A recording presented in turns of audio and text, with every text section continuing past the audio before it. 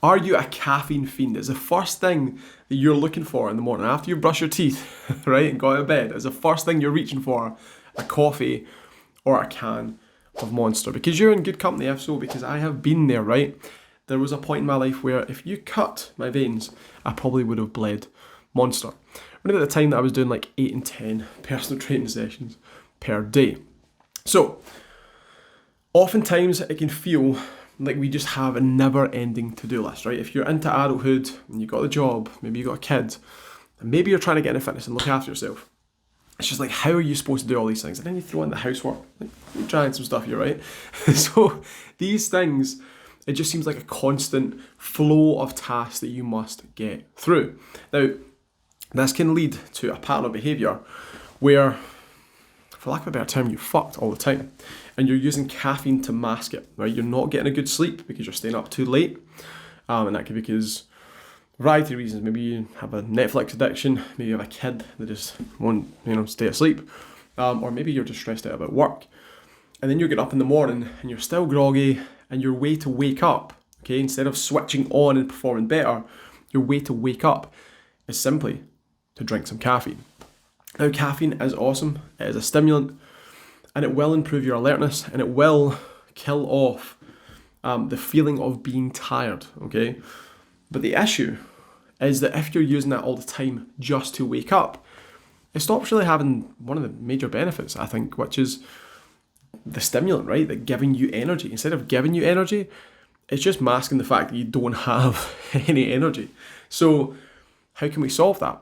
Well, I think if you get up in the morning and then actually move for 5-10 minutes. What you talking about, Willis? I know, it's crazy, but stretch, go for a walk. If you're a morning exerciser, go and exercise. 5-10 minutes and just get your body alert and woke up instead of using a stimulant to kickstart your day. Now, at the start, if you've never done this before, you might feel a little bit cranky, you might feel a little bit rough, but you will adapt and your body will learn that it doesn't need a stimulant to get started, right? It just needs to wake up naturally, and you need to get moving and get blood flowing, and you will have energy, right? Because you have slept, even if it's like a dog shit sleep, right? Even if it's like 5 or 6 hours, you've still slept, and you've still had a period of time that your body has been relaxed and recuperating. Oftentimes we wake up in the morning and we're groggy because we're waking up between sleep cycles, right? If you're not waking up at the end of a sleep cycle because you're waking up because of an alarm, then it can be natural to wake up and feel a little bit like you've been boxing, right? You're going to wake up and you're like, eyes are kind of sticky and your brain isn't quite switched on yet.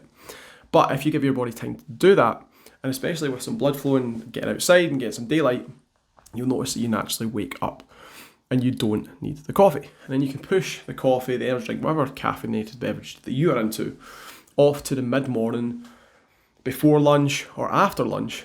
And it actually has a performance benefit. It has an energy benefit. You don't have the afternoon slump just as much. And you find that you can improve your productivity through the afternoon as opposed to just using the caffeine to switch yourself on. Now, another side is how much caffeine that you're using. Now, caffeine is, like most things, quite dose dependent and then tolerance dependent as well. You'll hear of people that are maybe doing like 6 or 8 coffees or cans of Monster.